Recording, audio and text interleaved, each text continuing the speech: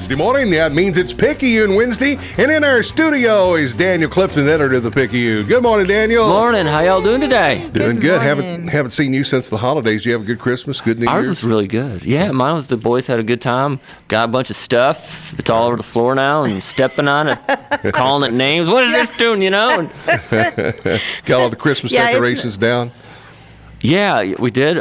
Took the outdoor ones off. Well, you know what? We're pretty lazy. We just unplug the outdoor because there's a tree. We wrap one of the trees. It has them. And we just unplug that. And don't really unwrap it. So the whole year they sit out there and hope they work the following year. Otherwise, I gotta get new lights. Yeah, I was just gonna say that it's tough when you plug it in next year and they don't work. I know. It's like, oh man. Yeah. So well, this week's edition of the Picayune out and about on your doorsteps this morning. If not, at the end of the conversation, we'll tell you how to get your copy. But in this week's edition of the Picayune, it's flu season. Yeah, it's we got all these great seasons. The holiday season, football season, basketball season. And then we got flu season. Yeah. It just kind of runs you down. And it's going around. I mean, it's big news. There like 16 children have died in the United States because of flu this year. And you got a story about the flu season in this week's edition. We just love, the basic preventive tips, but it has been and this is the way the folks from the Texas Health Department said it describes an intense year, too. An intense year. Because apparently that has to do with the number of people go to their physicians or ERs, and then that percentage that show the signs of the flu. So they're getting a higher percentage of people just show up with these flu-like symptoms that outweigh the regular day-to-day colds and stuff. Right. So it's been pretty bad. And like you said, there's 16 deaths. I think the last week there were 3 child deaths in Texas. Yes, yeah. And it's something you really have to watch out for. We always think it's just a flu, but for some people, and one of my friends, he's got underlying health ailments, and he ended up going to the hospital. Yeah, you have to watch it. You really do. Did you get your flu shot this year? Yes. All right, good for you. We all in here then are safe. Well, we hope. We hope. Something else come along and get us, but hey, yeah, they say with this strain of flu that's out, you can still get it, but if you have the flu shot, the symptoms and stuff's not going to be as bad. So that's good news. Read all about the flu season. It's in this week's edition of the Picayune. And also, speaking of flu season, cold weather, it's time for the Burnett 4-H and the FFA Livestock Show. Yeah, another season, livestock show season right here, like between Burnett, Llano County Junior Livestock Show is coming up too. Same weekend. And 48th annual, is it?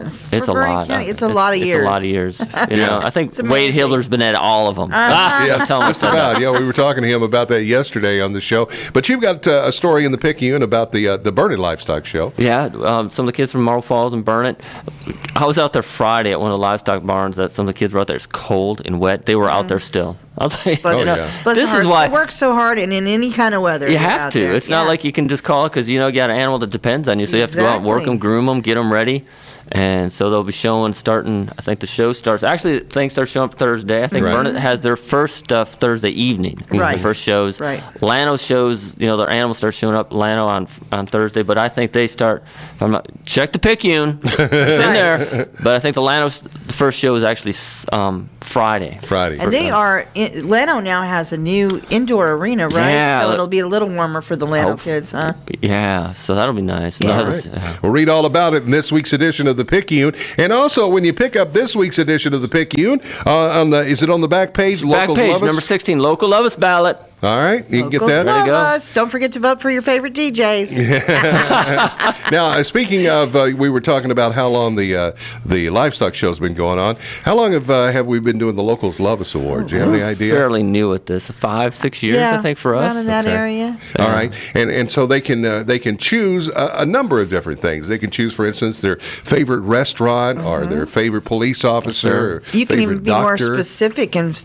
pick your favorite burger from one restaurant, that's right. Yeah, your favorite barbecue from another. Yeah. So, favorite chicken fried steak. Favorite I'm getting hungry. wait person. Yeah. Favorite waiter, favorite lawyer. I mean, because everybody's got their favorite lawyer because we got them on speed dial. Oh, really? Right here.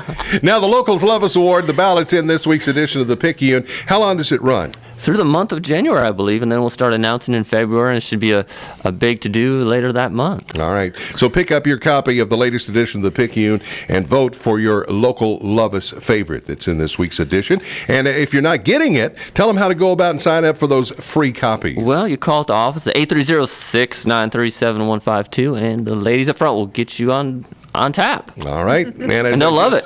And as I just said, remember, as always, the Picayune is Free! Daniel Clifton, editor of the Picayune. Good to see you, bud. See you next week. All right, take care.